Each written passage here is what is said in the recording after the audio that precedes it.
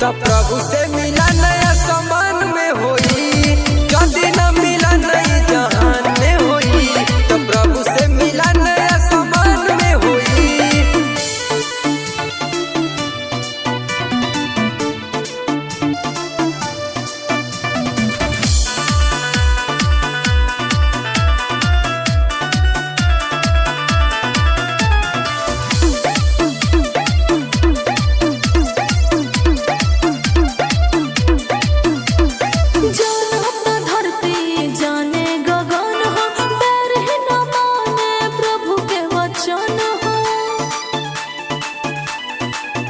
नहीं पाई तो दिलवा